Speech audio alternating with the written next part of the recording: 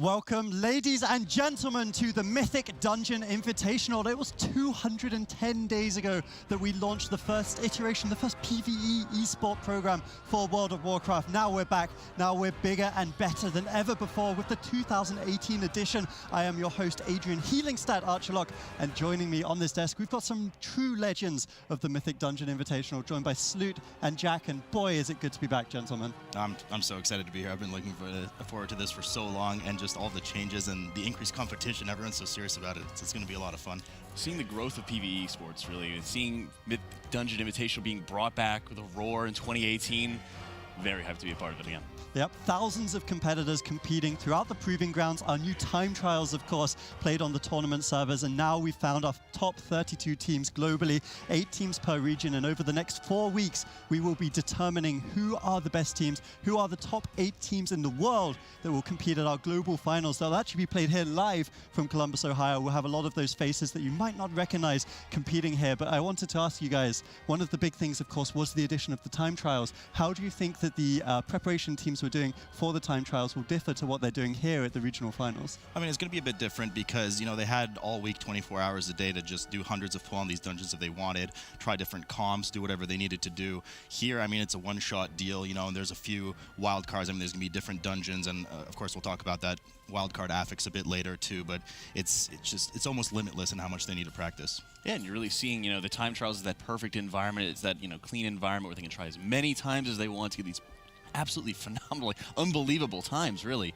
But here, you know, the simplest mistake and it's over.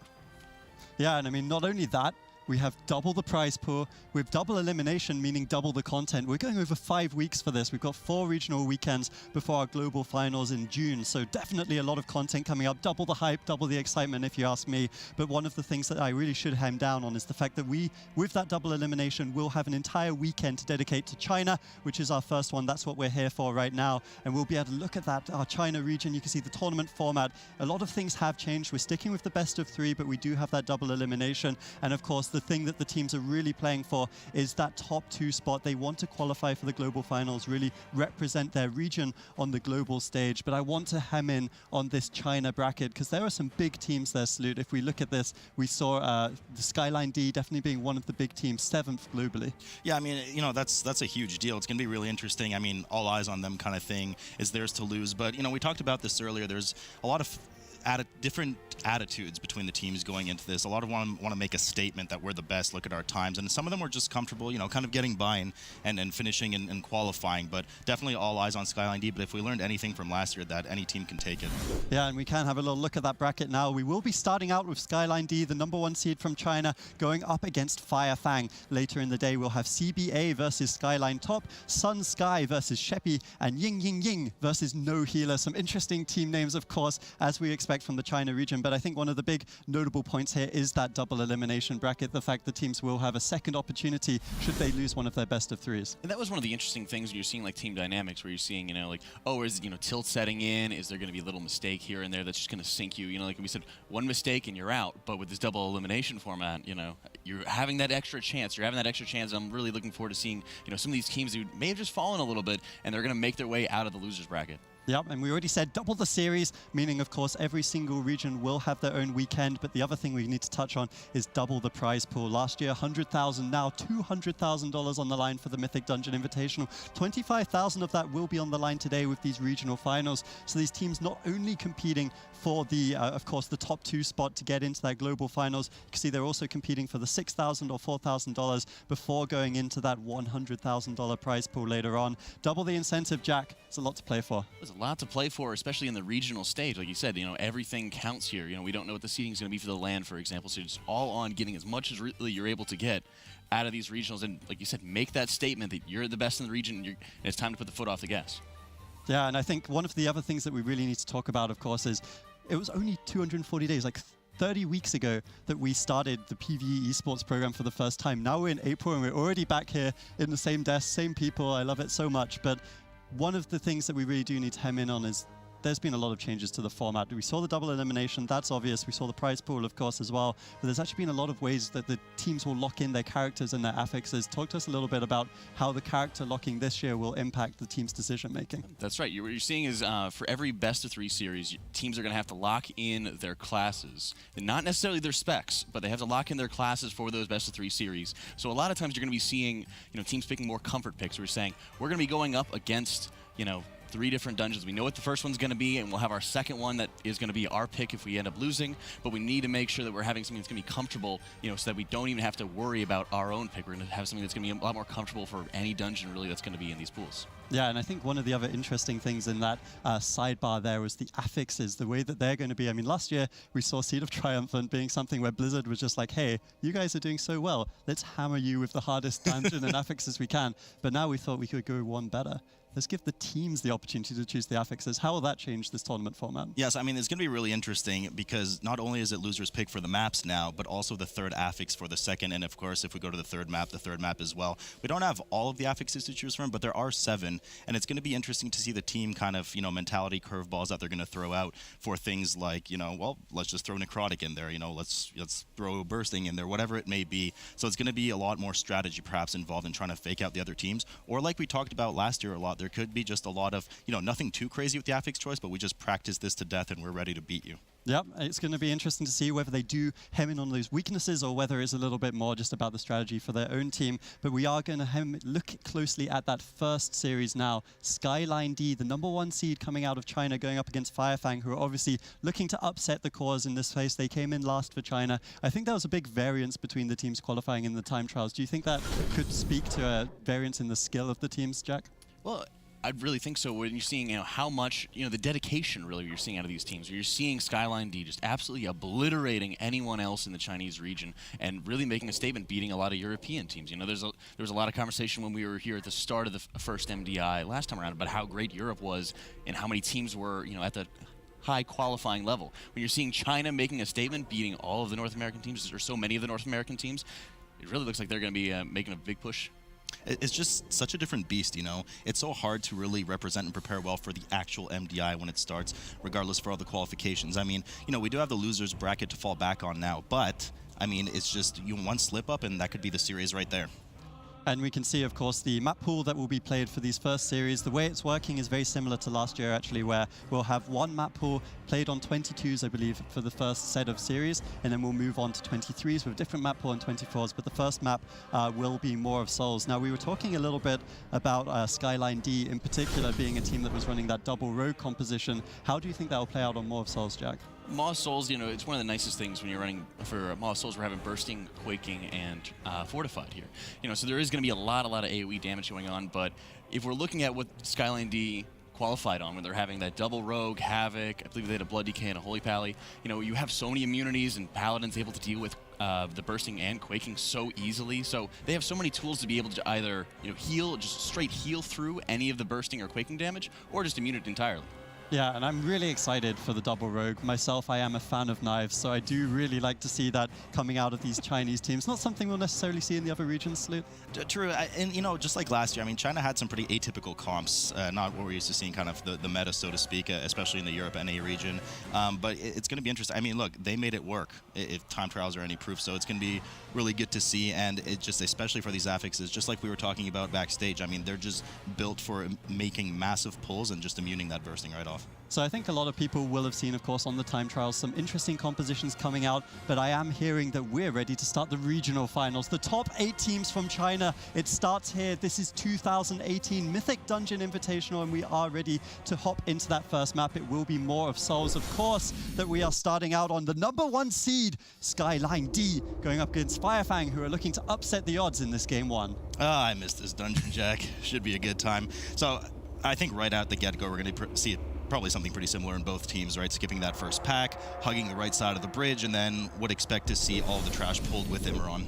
Yep, and you're seeing, this is one of the dungeons you really want to start seeing that polish. This is, one of the first dungeons that we were really throwing at people in the time trials, so people should be no stranger to that. Like you said, watching out for the jailer. They actually get the imprison on that one bird that would cross the bridge, and just everything going into the boss right here, just pulling absolutely everything. And it looks like the other team taking just a little bit more time to do it. No surprise here at all. Massive amounts of damage, single target damage coming in on Imran, of course, because of that Shuriken Storm from the rogues going down. No problem for the tank to handle. Of course, the Blood DK scaling with that incoming damage for the Death Strike. All of that trash just falling so quickly. Imran, pretty similar percents on both sides. Nothing too dangerous here. Interesting to see, though, double Resto Druid here, Jack. Yeah, and you're seeing, that's one of the nice things about Resto Druid, though, is, when you're not relying too much, for example, on, where you're able to actually get a really strong setup for all the bursting going out. So you want to see, like, huge healing coming out right here as that Blood DK is just dropping so low here. And being able to get that good setup, a lot of mobile heals. You don't really have to worry about any raw casts, and it's very easy to stay very mobile here. With so many times you're going to be able to shift out of any of the roots, for example, on the trash packs, and get really easy spells on top of that. So now the Resto Druid there did spawn some of those ads a bit too far away from Imran. Of course, those swirlies do spawn where players stand. Failed to come close to the tank. No problem picking it up, though. Did well to kite it past the tank within range of that D&D or the Blood Boil, of course. Both teams pretty similar here. However, pulling ahead of SKYLINE.D, no surprise there, because just so used to a huge chunk on the tank. Procs Perg right there. Luckily saves himself with a huge DS right after, and they're getting ready to hit that horn as soon as Imran goes down in just a moment. Yeah, you're seeing a phenomenal positioning there, and you are seeing one of the DPSs going down right here. So much damage right as SKYLINE.D is taking the boss down and moving so quickly here. Yep, so they're moving over down into the bowels of the ship, of course, looking to stealth past this first trash pack where we typically see teams pull a lot of this together. Now, it's very dangerous here. It looks like they're prepping to kind of pull everything together here. They're getting it ready to rock the boat. Now, we do have to watch out for these mobs. They're very dangerous for the tank, and especially crammed in here with the quaking, lots of residual damage on the group. Hey, you're seeing Incarn here taken by the Resto Druid, right as they're pulling into the Mariner there. They finally getting Imran down there for Firefang, but Incarn just being able to put out so much healing here. Very great preparation. You're seeing Darkness going down as well. You're really packed in together. So, having the largest CDs possible that you're able to prepare for that huge damage, get the Mariner down, and still, you're looking at Firefang just kind of struggling to catch up. Yeah, this is the pull that we were talking about earlier. They opted to kind of stealth past SKYLINE.D. That is, Firefang opts to kind of just pull everything here. There's just so much dangerous damage, not only on the tank, but on the trash too, with that Divine Strike going out, a lot of the muck water being thrown out too. So, not to mention, of course, the Quake bursting on top of it. We do know that one of the most dangerous mobs down here, Jack, especially from the healing perspective, is that Mariner with that Lantern. Yeah, and you were seeing SKYLINE.D just a masterful job by the Resto Druid, popping Incarnation, having it for the full duration of the Mariner's 2 Lanterns. Such a lethal mechanic there, and the huge healing requirement, and you're not really able to get any hard casts off if you're having Quaking going off periodically, so it's just so much damage in a really tight area. And thankfully you're having Darkness, you're having the Rogues with Fane, you have so much damage reduction that's available to you, in addition to that Blood DK Leech, and it's just allowing them to mow down this. And a death over here on Firefang for the tank side. Luckily, they get him right back up. They're able to continue here. Meanwhile, SKYLINE.D pulling just ahead up to those 2 champions right before Harbor. Now, a lot of these mobs can't be hard CC'd, including these champions. They have to watch out and make sure that they're kicking their fear, respectively. Otherwise, they will fear everyone within a certain radius. And, of course, the tank could easily drop at that moment. SKYLINE.D kind of struggling to pick themselves up here. They have had a full wipe. They have 9 deaths. Keep in mind, Jack, based on last year, it's so easy to just fall behind just by deaths too. That's 45 seconds in such a short map that they need to make up here. And like you said, it's such a short map here where, any little mistake you so easily fall behind. What I love to see out of SKYLINE.D, though, is just the amount of cleave that they're able to get onto these champions. To be able to funnel and just tunnel these champions down, making it so much easier on the entirety of the group. It was really nice to see the Resto Druid, for example, holding his distance just in case the worst happened. If any of the, for example, any of the casts went through, just to make sure that, he's able to pump out that extra dispel, and then he's able to come into melee and do a little bit more damage as they're going on to Harbor. Of course, so they do, of course, pull the trash to the side, res the tank. In the meantime, SKYLINE.D moving up to the second boss of the dungeon, Harboron, where we can expect to see a few important abilities here. We do have that Scythe going out, which is very important to dodge. It does a ton of damage. Of course, he does spawn this Servitor that you have to make sure you interrupt very frequently, otherwise it will pulse for a huge amount of damage on the raid. A little area denial here as well with the Nether Rip, which will force players to go around the side of the room. And of course, Jack, the final ability, which is the mobs that stun and spawn based on one of the players. Yeah, it's especially Deadly Fragment that Harboron will cast into a player, stunning them for a brief period of time, and spawning lots of ads that like to spread out. So it's nice to be able to have the DK there, get the Mass Grip inside, but we're about to actually approach a pretty dangerous area where you're going to have the combination of the Servant spawning in addition to the Fragment here. So and really it looks like the Firefang is just struggling to catch up. Firefang, you know, doing a pretty typical pull that we saw a lot of teams at the time trials do, where we pull those 2 champions up to Harboron right now, making sure that they interrupt. Of course, they have to interrupt both of those champions, and they do have a death going down right now again, so that's going to cost them another 5 seconds. I don't think they have that battle. They certainly don't have that battle res available. Remember, we do have it different in the battle res system now, ever since it's been done. And in the meantime, SKYLINE.D just chewing through Harboron. Yeah, they're playing so flawlessly. I mean, they had the fragment, which was closely followed by the servant coming out. They just absolutely annihilated the fragment, getting huge damage there. Right as Firefang is just having even more deaths. Yeah, they had trouble keeping up, of course, with all the interrupts there. Little sloppy play from them. That's going to set them back. I mean, at this point, we're in a position where SKYLINE.D already has to kind of make up. And there it is, the full wipe over from Firefang. They fully capsized. They're going to have to come back up and deal with Harboron. In the meantime, of course, upstairs, SKYLINE.D working on harboring all of their strength and finishing off the second boss so that I can move to what I would expect to be a full ship pull up to Skjol, which is that mini-boss prior to Helia. That's right, and you're seeing Harboron here at 4%, and you're just absolutely burning them down so easily. You're having, you know, all the little fragment ads that are coming out. They're just making sure they're getting a lot of cleave damage, just focusing in on it. But the cast starts going off from the servant, and it actually does take down the Demon Hunter. Lucky takes down Demon Hunter and procs that cheat death on one of the rogues, so he will be vulnerable now for the coming ship. Now, if they're expected to pull most of the ship, they will be rushing forward along one of the sides, but they're actually playing it safe and hanging back in the meantime. So we'll have to see what their pull pattern is here in just a moment as they spread out for that quaking. In the meantime, of course, Firefang moving back up to Harboron for their second go at it, this time without Trash, making it a bit easier for themselves.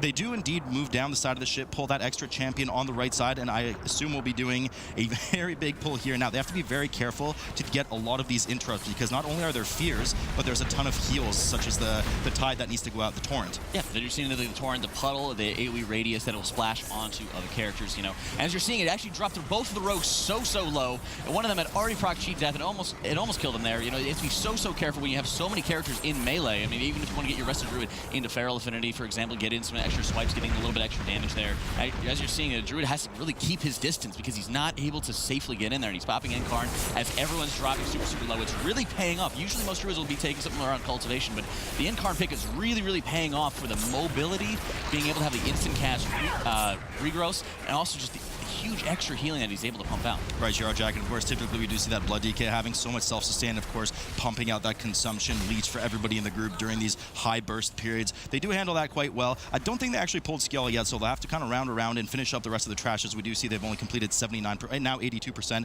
of the trash. Harboron, of course, now at 23% for Firefang. Looks like they have things under control this time. Yeah, I really love the decision by SKYLINE.D, for example, to not pull Skjol, because when you have so much of your group concentrated in just such a tight area, it really adds to more risks. And that's really not what SKYLINE.D even really needs right now. They have one death going into Skjol, and they are just so far ahead of Firefang right now. Firefang about to take down Harboron. He's at 10% or about right now. Yeah, so they still need to deal with that entire ship now. In the meantime, of course, SKYLINE.D has pulled Skjol along with the remaining trash that they've, I'm sure, perfectly calculated ahead of time to know what they need for the trash. That fog wall will not actually go down until they have killed the trash that they need, so they can't actually kind of pull it onto Helia or anything like that. So they will be stuck here for a moment finishing that trash. We do see that huge pull come in now from Firefang as well. We'll have to keep an eye on how they handle things. I love what SKYLINE.D is doing right now. Skjol will actually target, you know, a certain character and then start teleporting to them and have a very large slash. You're seeing the Demon Hunter there just ran out, baited it out there, made sure it was getting out of the groove, and nobody else even has to worry about it. As the tank is dropping so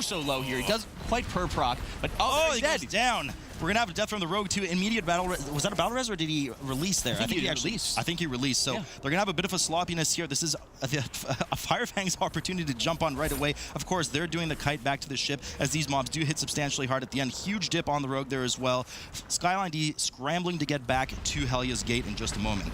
Yeah, and you're seeing, you know, this is, you know, the first little misstep there by SKYLINE.D. They're getting everything back together. You know, they're making sure that they're able to get these mobs cleaned up. And, you know, still, Skjol does have so much health. It just takes such a long time to be able to burn down. And that's really the way that you can start, you know, slowly slipping here and there, where you make these little mistakes. And just one person gets one shot. You know, the tank goes down. You know, that's the opportunity that Firefang is going to really need to keep in this game. Slippery indeed, and we know it's slippery when wet on this deck right now. They do manage to not have a full wipe, of course. They manage to kite it back well as the tank and the Rogue join them again. again, and then they jump down to Helia. We do have a bit of RP here. We do know, of course, Helia is a two-phase fight. We will first have to kill 6 of the tentacles, 2 different types of tentacles. One of them will, of course, be the grasping that don't do anything, just hang out around the side of the ship. And then, of course, the tank tentacle, the destructor in the middle that does a ton of damage to the tank. Any 6 that you kill will proc her second phase. And you're seeing, you know, just the focus there, getting really, really good position here where you're able to just cleave onto all the tentacles right off the start there. You know, the Druid, again, going into that cat form, to be able to pump out so much damage with the swipes and getting all the Moonfire, Sunfires up there on all of them. So now we do have to be careful, of course. They do have to choose the correct side of the ship, which you can see based on which arm Helia is casting with. Otherwise, they will take a massive nature hit, likely killing some of the DPS. They do well to avoid it. In the meantime, the tank has to be careful to pick up the new destructors that spawn, else they will hit somebody else nearby, or if nobody's within melee range, they will pulse for extra damage, which can be pretty gnarly. Yep, and if you get more of like an aerial view on the deck, you'll be able to see like where they're really, really hugging in on the sides of the ship there. There is, you know, the little safe areas that you're seeing. These tentacles are kind of spawning in seemingly random locations. There's definite areas where they will not spawn. You're seeing, you know, areas right next to where a tentacle has already come up. They will not be, and also the edges of the ship are such safe zones, and it's avoiding any kind of, you know, little misstep here and there by playing extra safe. Of course, we do see FIREFANG is really out to sea right now. They're still kiting the same pack around in circles. They're kind of opting to do a, you know, a death run here, just trying to finish off everything they can by constantly dying and releasing. They have 28 deaths on the board. That's going to be immensely costly. I mean, we have a 2-minute differential between the teams right now. Helia transitioning to her second phase now for SKYLINE.D. I mean, this is SKYLINE.D's to lose. There's no way they lose this unless they wipe probably multiple times here. Yeah, but you're seeing, you know, the innovator was going out there by the rest of Druid on himself, just making sure that he's able to get as many hots prepared for this dead period of time, because when the boss comes out, he wants to be able to focus solely on dealing as much damage as possible here. So we do know, of course, in the second phase that there is a 2-interrupt rotation if you're a melee or tank needed for Helia's cast. Otherwise, there will be a massive AoE nuke on the raid here, avoiding her frontal Beth, which covers 1/3 of that remaining part of the ship in the meantime. Now, you do have about a minute, if I'm not mistaken, before she will go downstairs for a 20-second intermission. That's kind of the timer that a lot of groups try to beat, you know, one of those intermissions. So we'll see if they're able to put a lot off here, especially seeing that it is not tyrannical at the moment. That's right.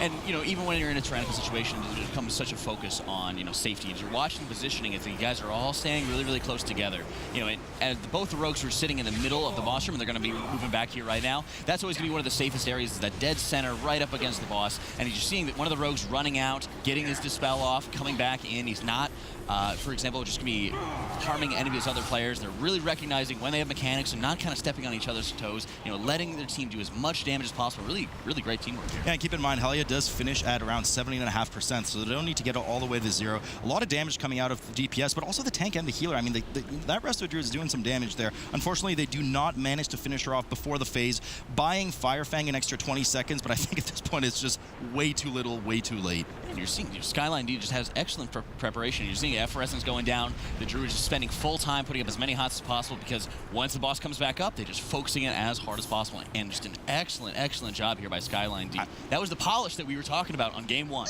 Almost. They still had 4 deaths. They had a bit of, you know, slippery when that situation upstairs, but I mean, no problem. They take it 1-0 in the series.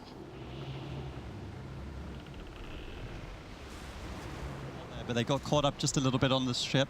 Until then, it was obviously going very well. FIREFANG, on the flip side, they were the number 8 seed coming out of China. I think they had a little bit of a rough start. It looked like they were bringing it back just a little bit, but that was a lot of deaths at the end. Well, where they actually had the most mistakes at was where it didn't really matter as much. When they're having a couple deaths there on Skull, you know, they're able to have everybody running back, kiting back to the tank. Tank gets aggro back, and you're able to kind of reset there and just kind of stabilize, right? They never had like a full team wipe the way that FIREFANG did on Harbron. So, you know, a lot of those areas, you know, the bottom of the boat, they played perfectly. You know, the top of the boat, they had everything but Skjal played just about as perfectly as possible. You really saw, you know, how everyone was really working together, making sure they're not kind of stepping on each other's toes. And even when the cheat death was procced on one of the rogues, he never actually died, even though it had been procced. So it's just such clean play out of SKYLINE.D for the first map. Yeah, and I think Maw of Souls is about a 24-minute, I think, roughly run, and they did it in, what was that, like just under 14 minutes? So presumably, like, looking at the other regions, that's quite a reasonable time on a global kind of attempt when you're going for your first map. Yeah, I mean, they did well. There's no two ways about it. You know, they struggled a bit with that Skjal area at the end, but I mean, they did well to recover. Everyone kited back. You know, it would have been a pretty significant time dump if they allowed it to reset, because they had already hammered so much damage into some of that trash and skull. But they did well. If anything went wrong, they looked like they were very composed. They knew exactly what they needed to do, exactly how they needed to get out of this situation, and that's all it takes. Not only the health reset, but it's also the way that they're trying to pump out as much damage as possible, because they have those double rogues. They're trying to get the double Shuriken Storm there to pump more single target damage in. So not only do you have to do all that health pool again if they did let it reset, but you also lost a good portion of the mobs that are giving them those extra combo points to just funnel in more eviscerates. Yeah, and talking about the damage, that's one of the things I really wanted to pick up on, is because in the time trials we saw a lot of Holy Paladins, but actually both the teams here opting for that Restoration Druid. Jack, how do you think, well, why do you think they brought in the Restoration Druid, and how do you think they did? Because he was pumping out a fair bit of damage. Huge amount of damage, and it was also in very key areas, right? So you saw, for example, the Incarnation coming out for the Mariner, the Incarnation coming out for the huge boat pull on the top floor, right? Those are the areas where there's not really a lot of damage going out at all, because you need to focus as hard as you can on the healing aspect of it and having the largest CDs possible to keep everybody alive, because even though you do have a lot of faith in your rogues or in your demon hunters for the immunities or damage reduction, there's no avoidance here. You're not and you want to focus as much as you can on the damage. But once that phase passed and you're going on to Helia, you spent all of his dead time putting up as many hots as possible, extending with Flourish, and then just tunneling damage as hard as he could. Yeah, and I think one of the really cool things that I saw is that Noggin Fogger, actually, when you're in cat form, you're still a skeleton. I didn't realize that. But looking at the next game now, of course, the format has changed, so I really do want to dive into that a little bit. They're going to have to stay on the same characters. We talked about that, the same classes, therefore. But they do, of course, SKYLINE.D, now that they've won, it gives FIREFANG the opportunity to choose the affix and the map going into the next one. So what do you expect to see coming out of them in this next game? It's tough to say. I mean, they can try to counter some of the melee comp with, let's say, throwing an explosive in there. Necrotic would kind of play to both teams badly. I mean, I don't think either team would gain a substantial advantage with Necrotic. There are a few affixes they could choose. It's tough to say because there's one of two options here. They're going to try to throw a curveball and throw SKYLINE.D, completely out of it, or they're going to go with a comfort pick that they think they've practiced very well and that they could beat SKYLINE.D in, which is actually last year we ended up seeing more of, picking those comfort picks, some of the easier maps. Yeah, and the map pool, of course, is 7 maps. We've seen one of them, More of Souls. They have 6 maps to choose from, also 7 affixes. And just to clarify, because, of course, there has been lots of changes, you get to choose that map. It will still be a 22 affix because we're in the first pool of maps. And then 2 affixes are decided by Blizzard per map, and then the third and final affix will be selected. Now, both these teams ran quite similar compositions, but I think one of the things you would target perhaps is that double rogue. Is there any affixes really that really might hit hard when it comes to SKYLINE.D? Well, as you talked about with the Necrotic, where you're saying, I'm going to pull all these mobs in to the boss or into, Skull or any of the mini bosses and stuff like that, and I'm going to make sure that I'm able to funnel in as much single target damage as possible as a result of that. But what Sloot also really mentioned is that doesn't really help FIREFANG out as much either, because they're running into a kind of similar situation there. So I think we are going to see something that's going to be more of a comfort pick for them. It's not going to be, an absolutely punishing affix that, most people on live servers are going to be very uncomfortable with. It's probably going to be something that they're going to like and they're going to find it's going to be most favorable to them. Yeah, and I think that's a really good point as well, talking about the live servers, because these guys, of course, they are playing on the tournament servers, right? We talked about this a little last year, but I guess we haven't touched on it too much just this year. One of the things of the time trials, of course, was that an increased number of people got access to that tournament server, which was awesome. They got to play all the characters, get their keys with those kind of like hacky little ways of like getting it from the vendor. But that's something, of course, that these guys are playing on. They do have that level playing field, so it really does come down to the skill. But it looks like Dreamliner, Game 1, SKYLINE.D playing an incredibly good series. Almost a perfect run, just 3 or 4 deaths at the end there. China #1 looking very, very strong with that starting go. But the Mythic Dungeon Invitational 2018 has kick-started, and it is SKYLINE.D that have the advantage. Join us after this quick break to see if they can pull it through to the semi-finals.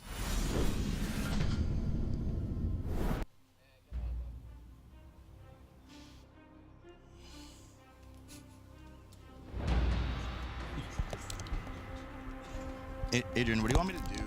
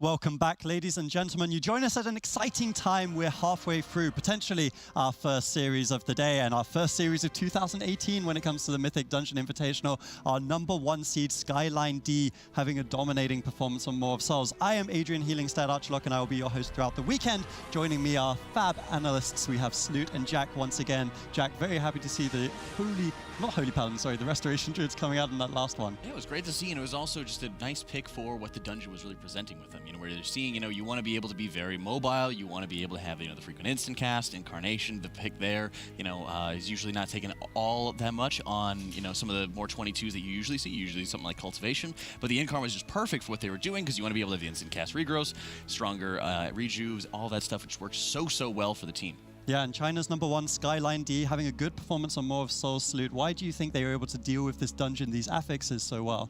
I mean, we talked about it a bit earlier about it, and even during the break a bit too. They had the kind of survivable melee, they had the immunities going on, but one of the things, Jack, you and I discussed, we were really expecting some Holy Paladins out the gate, but they had really good control in terms of their bursting stacks. Not too many times in the dungeon did they reach an insane amount of stacks that they all plan to pre-immune, just because of the nature of probably their practice and exactly just how the classes work. To have 4 or 5 stacks they would clear by the time the higher health mobs in the pack would die, and then so on. So it made it a bit easier for the rest of Druid as a result. It absolutely did, because you have that consistency factor that you're able to actually predict what the damage is going to be, how you're going to be reacting to it, and it requires a lot less time on the hand of the rest of Druid, where you actually have to be focusing on the damage, because you can just say, I'm going to start focusing the single target damage here, making sure I get this mob down, because a lot of it was just the shuriken storms cleaving into single target damage. You're only getting a couple stacks here and there, and it wasn't too much of a worry about. You're just letting your wild growth or your Sarah's gift just top off a lot of that.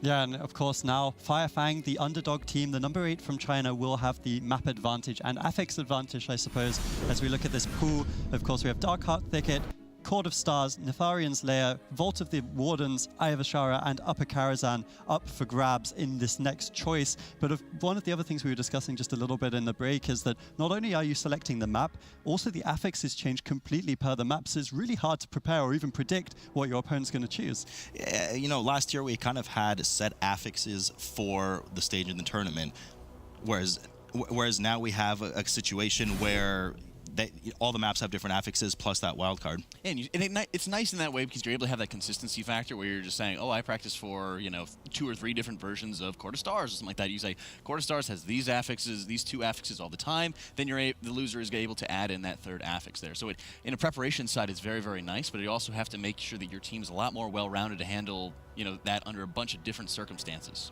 So I'm hearing in my ear that we do have the map choice and the affix choice, and it's very interesting to me. So Nell's Lair is going to be the map, Netharian's Lair in its full term, but the affix choice, you kind of guessed it before, it is going to be that necrotic for the road. Right. So tell us, Snoot, why is the necrotic the choice coming out of the team playing against this double road? So of course, necrotic is very dangerous because melees will apply stacks to the tank that decreases healing done to that target by 3% per stack and adds a nature dot as well. Eventually, at 34 stacks, or well, 33, but technically 34, the tank will become unhealable. You know how that goes. And once that happens, I mean, they're kaput. So we're going to see a lot more defensive strats coming from the tank and a lot of kiting involved, or just kill it before it kills you kind of strategy. Yep, healer's fault, as we always know. Absolutely. So unfortunately, and one of the scary things about it is if you're going to be locking in your class, how are you going to be able to get those extra slows out? I mean, you're going to be able to have the Death and Decay from Tightening Grip, where you're able to have some slows there, but after that, they're just going to be sprinting right after you. So, I mean, we've seen a lot of times where Team SKYLINE is really focused on bringing everything into the boss. When you have to actually deal with necrotic on top of that, it really starts to concern in their head maybe, where you're saying, well, how are we best able to deal with this? How are we best able to keep on consistently dropping our stacks, especially if it's going to be Fortified and Grievous, which I believe it is. Yeah, I was going to say, Fortified is the other affix, of course. We're not going to have Tyrannical just yet, leaving it on the bench for now, but Grievous going alongside that necrotic, that's an interesting combination, one that definitely the tanks and healers are going to have to really work hard to deal with. Yeah, well, thankfully, we're not starting off our Chinese series with a Tyrannical Rock Mora, right? So the Fortified Yes. Grievous, where you're having to take, all that extra damage and trying to heal through the Grievous dot on a tank. It's very nice that you're going to be able to have, for example, the Blood Decay, where they can have huge chunks and huge bursts of healing onto themselves to help clear that out. But when you're adding in that extra layer of saying, well, we also have to deal with necrotic, we also have to deal with kiting, that adds an extra, complication, really, to the team. It's going to be really scary on the tank if they reach too many stacks of necrotic with that Grievous ticking. I mean, that's going to be really dangerous. There's a double dot that could chew through that, you know, the AMS, whatever cast coming out of the mobs too. And, you know, typically last year we saw Neltharian's Lairs. I mean, the first pull of the dungeon was just everything to the edge of the cliff. They might be able to do that, but, you know, the DK will run in there, grab everything, and then get right out of there before reaching all those stacks. One of the most scary things about that is also when you're having your tank just running away as rapidly as they can. Usually they're unhealable at that point. So you have them taking the ticking dot from necrotic as well as Grievous at the exact same time. So it's just such a huge fight for the healer. And it looks like we are ready to get into game. Nell's Lair will be the second choice coming out of course, FIREFANG, the number 8 seed from China. They really need to get their teeth stuck into this next game, or they are going to get burned by the coming out number 1, SKYLINE.D. They were number 7 globally, and they're showing it in this series so far. Well, Dick, I want to see them prove it once again. Down the water hole we go in a second. Everyone's favorite part of the dungeon.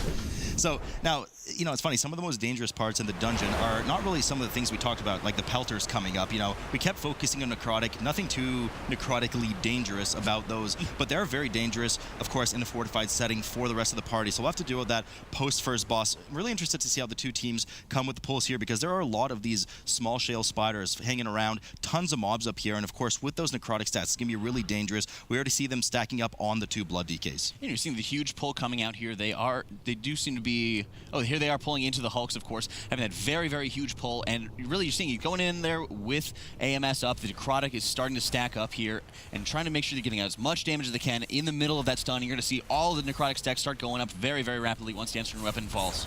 So we do see there was a reset and a delay. We're only at 7 stacks here for SKYLINE.D right now. They're starting to kite a bit already. Now, those Hulks are very dangerous. They do get them down quite well. They do have a massive frontal, and after that frontal, if not interrupted or displaced, they will do a frontal magic cone that hits the tank extremely hard. And you want to make sure it doesn't hit the tank, because if it chews through that AMS that they're trying to use to drop their necrotic, it's going to be pretty devastating. And you're seeing there, they're just doing an excellent job getting the Hulk down so rapidly, even as there's 6 deaths already for FIREFANG here. And it just really shows, you know, this is FIREFANG's pick. This is the pick that they were feeling most comfortable with to actually take down SKYLINE.D, and they're already off to a rough start. Yeah, I would say at this point they just need to kind of chill out, take it easy, and not try anything outside their comfort zone, because it's going to cost them. It's still early in the dungeon. They still have a chance to catch up, but at this point, SKYLINE.D's already downstairs, pulled some of those drudges down with them, and they're starting the RP for that first boss. Oh, I love what they're doing here. I mean, this is something we talked about, right? Is pulling those extra mobs in, that they're able to funnel in more single target damage. But also you have to think about with Rockmora is you are going to have the little skitter ads that are going to be there that are also going to be adding more and more to necrotic. Now, the very dangerous play here is keeping those ads alive just for the rogue damage is going to add a ton of necrotic stacks to that DK, already well passing 10 stacks, 30% healing MS. Now, Rockmora is no stranger here. Very dangerous. Now, we are in a fortified setting, not tyrannical, as you said. Now, things to watch out for on this boss, of course, are those spiders, as you mentioned, that spawn. Every spider that's alive when he does his AoE smash will increase the damage of that AoE smash. He does also have a frontal that we have to be careful about, and when those spiders are killed, they will leave that poison cloud on the ground. Yeah, but you're seeing there's excellent position there by the Druid. You know, he just actually used the Typhoon there. He's just trying to make sure that he's able to have always have the melee in between himself and any skitter as a pop-up, because usually you're going to see the rest of Druid getting in there. And it looks like we're having another wipe coming up in a moment on FIREFANG. I mean, they're really struggling. They're not able to get this big pull down with all the necrotic. At this point, they should really just pull slowly and get to the first boss. In the meantime, Rockmore already at 20% for SKYLINE.D. I mean, you know, rock, paper, scissors here. Rocco wins. They are still alive. They're doing an excellent job kiting around, getting the punts where needed during Rockmore's kind of RP phase where he does an AoE smash, allows the tank to get away just in time, get some of those necrotic stacks dropped, and then they're going to go down the river right in just a moment.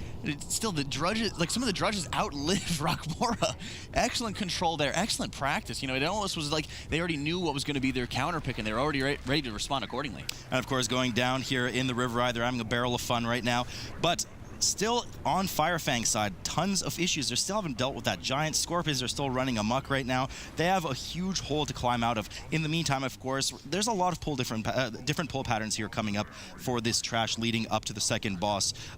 Now, what do you think they're going to do? I think by the looks of it, they're already kind of starting to hug the right side, avoid a lot of these pelters. The pelters that I talked about earlier are just a nightmare for healers. Yeah, and you're seeing there, they're just making sure they're getting the breakers entrapped and sapped, all that stuff, just to make sure that you're able to get these all together as rapidly as you can. Because one of the big struggles, especially as a healer, is when your tank wants to get any of the early mobs to try to get all of them together, you have such a delay where you have to be separated from your tank for such a long period of time here, and that's really not what you want. You want to be able to have the tank that he's doing right here, he's using the Sky Step potion there to get the extra speed, getting all these mobs in together. Everyone's really, really far back, and he even is pulling the Hulk as well. It's just an absolutely giant pull here. Yes, I'm expecting to see, of course, that AoE. Now, they have to watch out for the front of that Hulk, as we discussed upstairs as well. They're going to get as much damage as they can with this AoE stun down from the DH, and then I would assume that they're going to start kiting immediately, not only for the health of the rest of the group, so the pelters and the breakers don't get too much damage out on everyone with those avalanches, but also just to make sure that the tank doesn't die from necrotic. Excellent control, huge damage coming in from everyone. That DH just pumping it out. Everything goes down, and they're ready to move on towards the second boss. It was absolutely phenomenal. I mean, right as we were talking about how much damage the Hulk can deal, how much of an inconvenience he can be doing, the Rogue's just absolutely single target and just obliterate it right away. Now, they're killing this drummer off, of course. He did insult them earlier, so they're making sure that he gets out of the way completely. In the meantime, we are seeing Rockmora spawning in a moment down for FIREFANG. They are off to a very rocky start, though, so it's going to be really interesting to see how they're going to be able to climb out of that, if they are even. In the meantime, of course, SKYLINE.D moving up towards Ularog, the second boss of the dungeon. Yeah, and you're seeing here another frequently used pull, another frequent pull that you're getting out of this. I also really love what the rest of Druid's been doing. Like what I was talking about, where you have to worry about the distance that you're able to have to your tank. You want to be able to stay close to them, but not in the way. Having the stealth out of the rest of Druid, whereas the Paladin is not going to be able to have that option, allows you to stay close while also not be inconveniencing, the tank or messing with pulling any threat here and there. Now, typically here we do see in Ularog's room that we just have a mass AoE grip to the middle of the room. Everything gets cleaved down. Typical to what we've been seeing, earlier from SKYLINE.D's play. Rockmora, of course, being chiseled through down on the right side of the screen, 50%. Now, they seem to be pretty stable at the moment, not having any troubles, keeping those shale spiders under control in the meantime. And now we are seeing, as I aforementioned, this big pull for SKYLINE.D right in front of Ularog. Yeah, one of the most deadly things here, and you're seeing the huge damage going out on the Druid and on the Demon Hunter there, is the Shapers. The Shapers that are going to be having any of the Stone Bolts that are going out dealing so much damage. It's 22, so it's not necessarily going to be one-shotting, but you're seeing the same strategy is being used here. Again, focusing down this Hulk. This Hulk is getting really, really low very rapidly, and he's not even going to make it out of the room. They are seeing there still is a lot of damage going out. Very good awareness there by the Demon Hunter, being able to immune any of the Stone Bolt that was going out on him, being able to dodge that attack, and such a clean play. And both rogues with that synchronized death from above there, right. Perfectly timed. They're getting ready to pull the second boss. Now let's have a chat about the second boss here. We do know that we inevitably will get to that transition phase because he starts with such high percentage. There are a few abilities you have to watch out for. He will summon a couple totems that you should nuke out of the way quickly just to make sure there's not too much AoE on the group. The tank can intelligently turn him 90 degrees to make sure that those totems are stacked. There will be some hands that come up and will clamp the players if you don't move out in time. And of course, there is a nuke on the tank. Now, of course, at 100 energy, as I said, Jack, he will go downstairs and we'll have to have a little guessing game of ball under cup. It's my favorite game. And you're seeing that 90-degree turn, just like you said. Getting those, getting the totems stacked up together, and the rocks that are falling down, because they have such a large melee composition, you want to make sure you're not going to be dropping more rocks on top of each other, stacking it up even further there. And so here comes the totem game, making sure they're able to watch it, and watch, which one they need to be focusing down here. Well, I certainly haven't been watching it all, so let's head over to FIREFANG, going down the barrel right in the meantime. It does look like SKYLINE.D has had the correct, we'll find out in a second, actually. Okay, there we go. Get the correct one. Ularog packs back up. Now, he is giving them a hand with those stone hand formations under them. They will have to be careful to avoid those, as I mentioned earlier. Now they have a complete reset on his energy bar. I don't think they'll be able to get him down before the next reset. I think they will have one more downstairs phase, while in the meantime, we're seeing a pretty similar skip from FIREFANG, avoiding the right side of the room on the way to Ularog, and likely what will be another big pull from them. Yep, and one of the biggest concerning things, though, is they don't have the level of damage onto the Hulks that, for example, SKYLINE.D did. The Hulks usually are something that are going to be, they're not going to be slowed this way everything else would, so they end up just running all the way to the tank, and the tank just ends up fighting them alone while everyone takes down the rest of those mobs. You're seeing FIREFANG here just getting all these mobs focused down, and they are doing a pretty good job, but you do have to be watching out, and you're seeing that same positioning out of the rest of Druid, making sure that they're able to get a focus in on, and I love what the Druid is doing here. He's getting the constant entangles, the constant roots onto the Hulk to try to keep everything a little bit more tightly packed in together.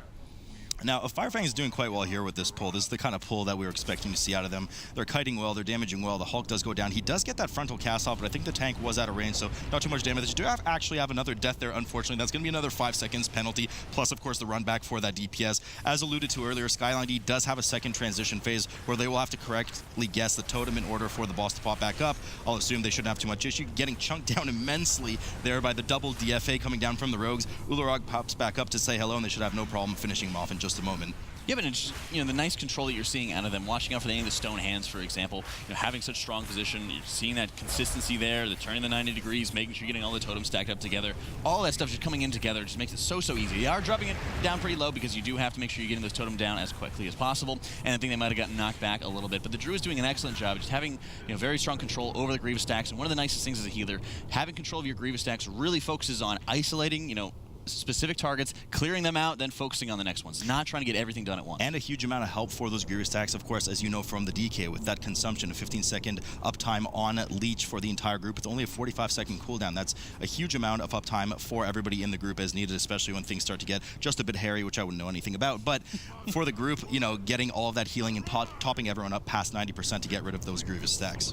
Well, being a healer and having a full head of luscious hair, I know when it can get hairy, all right? And that was immense control, immense powerful control there by SKYLINE.D as they're getting ready to move into the next trash pack. And it looks like they're all just stealthing past, and they're stealthing past any of the Grub Masters there and just getting into the smaller pulls so they're able to tunnel down this Grub Master almost immediately. I like what we're seeing this pattern play kind of from SKYLINE.D. What they do is they like to avoid a couple of the trash packs, stealth past them, and get themselves in a prime position to already immediately AoE grip everything together, as opposed to kind of running and grabbing everything every time. So really good play from them, clearing out everything before Neralex, which is the third boss of the dungeon, that huge worm boss, which is immobile, standing in that hole, which is where they need to fall into once they kill it in order to access the fourth boss.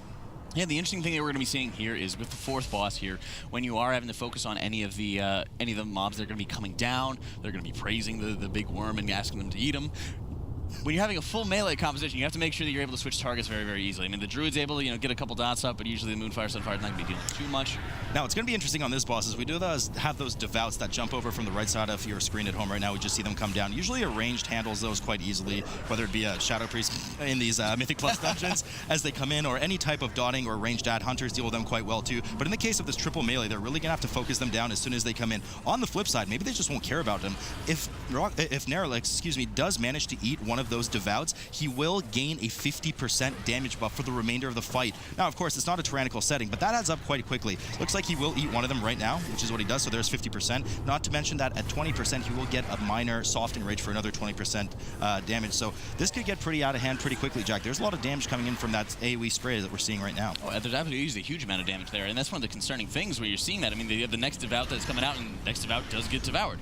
You have to see the extra pressure that's going to be on the healer, but there even was really phenomenal setup. I was actually really surprised that there wasn't, the switching targets of any of the melee there, because the Ursul's Vortex was down and D&D was down for the slows. But really, I guess they just don't need it because the boss is already at 30% at the very first Devour. Yep.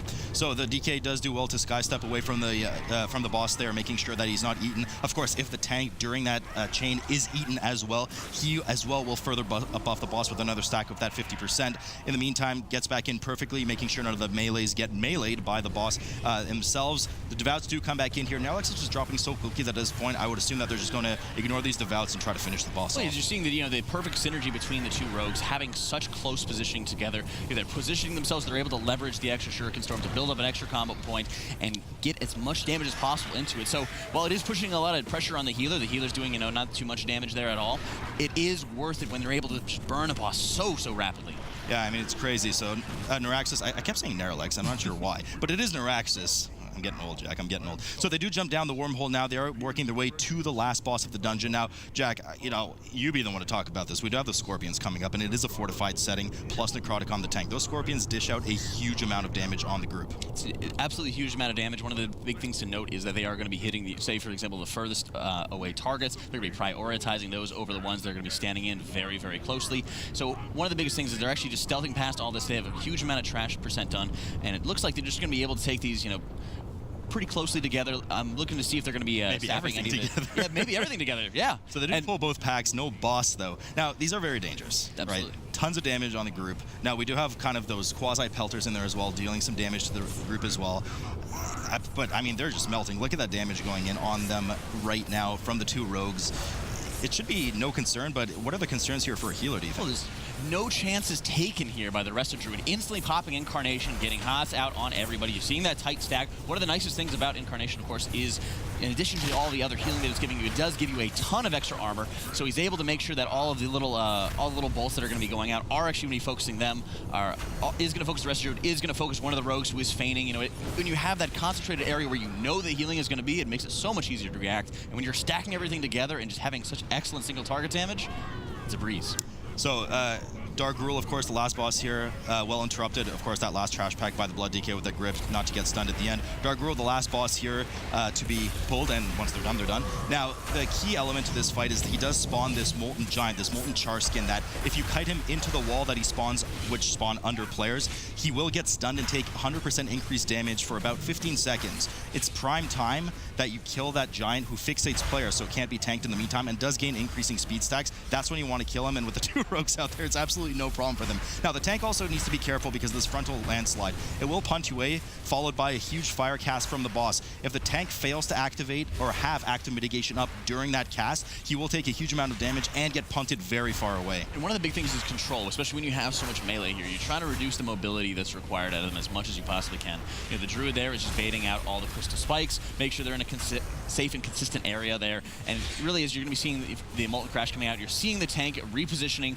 That way you're able to have it right on top of the crystal spikes, but the melee is still going to be able to get in there and dish out constant damage. Yeah, really good positioning. So once the Magma Wave cast finishes here, it will shatter those remaining crystals there, and of course spawn some of the lava area under the players. It's kind of area denial, soft enrage of the boss, but they should have no concern finishing off the boss by then. Now, we're entering another pattern here where he will spawn one wall followed by another ad in just a moment. There's the wall, there's the ad, excuse me. The wall has spawned just somewhere in the back, so they will need to kite it through. At this point, the boss is still too high to ignore the ad, so they will have to kill that last ad. In the meantime, FIREFANG, we are keeping an eye on them. They're still kind of moving through, albeit a bit slowly, moving up to Neuraxis, of course, the 3rd boss of the dungeon, so we'll keep an eye on them in the meantime. But, I mean, SKYLINE.D just looking dominant here, Jack. Well, it really shows between SKYLINE.D and FIREFANG why SKYLINE.D actually skipped past this pack. This is the pack that had a lot of the lurkers that are going to be spawning up in random areas, and it, of course, had that extra Grubmaster. It takes so much time. It's not that easy to actually get everything together, so that's why you're seeing so much extra trash, for example, that's not usually pulled. They take care of that earlier, then they're able to stealth past. You know, the trash is going to take a lot longer. That doesn't really want to stack up, and it really just shows the preparation of SKYLINE.D. You know, having that theory craft, having the, the extra, going through the extra pulls and knowing what they can skip, what they can actually avoid. So Dark Girl here about to fall right now. I mean, SKYLINE.D sweeping this series and looking just frankly like a well-oiled, well-trained machine. 0 deaths here by SKYLINE.D. It shows the polish. You know. It was basically what they almost did last time, right? Like last time they had the almost perfect run. Here they did have the perfect run. So kudos, SKYLINE.D, well played. They will advance to that semi-final. And boy, we've got a good start to the Mythic Dungeon Invitational. One team perhaps struggling just a little bit, but the other guy, SKYLINE.D, looking on fire. I mean, just well-oiled machine, like I said. I mean, every pull they did perfect, kited perfect. The DK stood in there just enough time. They had their mass stealths down. They had their pinpoint grip locations. They had the rogues stacking perfectly for Neuraxis. I mean, you could tell they've put a lot of practice and they're here to play. Yep, and of course, Nell's Lair was the map choice from the other team coming out of FIREFANG in that one. And maybe they were hoping for some of the Rockmora kind of incidents and shenanigans we saw last time from the China region, but honestly, SKYLINE.D were having none of that. Well, it's pure confidence out of them. When they're taking extra mobs, for example, they're taking the extra drudges down the waterfall into Rockmora, it just shows the confidence that you guys are having. You know, it's one of the nice things you're talking about, the kiting a lot of times. You're having the double rogues, you're having the double tricks of the trade, redirecting the threat, so even when you have to actually jump out of there, you really don't have to deal too much damage. Usually on live servers, you'll see tanks, for example, taking a lot of AoE-based trinkets, some of which are not available on the tournament realm. So right here, you're seeing, you're making up for not having certain items, not having, as much damage as they might have otherwise had, and really, that's the result. You get no deaths, just such a clean run. Absolutely, and of course, we do have 8 series today, and it's a double elimination day, so both these teams will not only still be in the tournament, but also feature once again on today's broadcast. I think one of the big things we should talk about, though, is SKYLINE.D. Because they advance in the upper bracket, they're looking very good, of course, to get into that top 2 that they need for the globals, but they're also going to be bumping up the affix, so we'll be seeing them in a plus 23 next time, up from that 22, and of course the scaling is such that once you get to those high levels, way beyond anything I've ever done, it means that you really have to play it to the very, very best. And do you think this double Rogue Demon Hunter is a composition that can really go all the way up to those 24s in the globals? I mean, the only change we've really seen from what we saw in time trials was their healer, right? It was just the Holy Paladin to Resto Druid. So it seems like this is just one of those, wacky comps that you wouldn't expect to see on a lot of, streams or some of the players that you might know out there. And it's just, they're making it work. It's strats that they've just well ironed. I mean, they had there's only so many pulls you could do, but they almost had as much as they could of a different pull pattern on Moth Souls compared to some of the other teams we've seen. So whatever works for them, it's working well. Yeah. What I like seeing most is, we always talk about having, the available information. The more that we're able to share the information, the more that we're able to get more well-oiled. We're going to, everybody's going to perform better. But when you have a region like China that's kind of cut off from everybody, you actually start seeing like, hey, we're breaking out of these meta comps. We're breaking out of, what is generally accepted or what is best practices there. And you're saying, well, hey, it's still dominating. They're still putting up some excellent times. Yeah, I mean, that's one of the fun things. I mean, we talk about last year, right? Like China, maybe they didn't come in as the strongest region, although I think we can say that this team in the time trials did have a strong performance. But last year it was APAC, it was that Asia-Pacific region that caught everyone off guard, having both the teams in the global finals, Free Marcy, of course, taking it all. And everyone talks about Europe especially, but also North America. It's really nice to see these regions like really showing their stand on the global stage. Not a single Windwalker monk. Between two teams already. Fascinating. Insane. But I mean, just like you said, it's really cool to see, and we saw it last year too, and with the time trials being so close together, it is very, very cool to see some different comps. I mean, I was joking kind of about the Windwalker thing, but you'd expect they're very strong right now in Mythic Plus, and they were not represented at all so far, and those were really impressive runs by SKYLINE.D. Yeah, and we were talking a little bit to our partners in the China region as well about how these team names do come about, because I mean there's a couple of Skylines here actually. In our next series we're going to see SKYLINE Top playing against CBA. That'll be of course deciding who goes up against the two teams we just saw. And the SKYLINE brand is a little bit like the Method brand we were almost saying in the China region. It's like one of these kind of guilds that starts out with their original team. We said SKYLINE Top was actually more that original team, but then they've picked up SKYLINE.D as kind of like their sponsored team. They're like eye in the sky, pie in the sky team that will represent them in the globals, and it's a little bit of extra pressure, but it certainly seems to be working out. It is working out, but I'm really curious to see as this series develops for all of the regions actually, to see how many of these teams are the ones that were there to make a statement, and if we do see some of these teams that were there just to kind of we're good, we're qualified, we'll pull out the big guns for the tournaments coming up. Well, it'd be interesting, as we talk about with making a reference to Method, right? So does that mean that we're going to be seeing, SKYLINE versus SKYLINE, just like we keep seeing Method versus Method? Yeah, it's PvP and PvE now. Method's right. just all over the place. SKYLINE, maybe they are the China equivalent, but we are, of course, one series into the day now. SKYLINE.D advanced to that semi-finals, flying high, 2 sets. Death from Above fittingly saw them into that semi-final. Next up, the sister team. The original SKYLINE Top will play against CBA. Stick with us, of course. The Mythic Dungeon Invitational is just getting started. One series down, but many more to go. Over the next weeks, we decide who is the best team in China.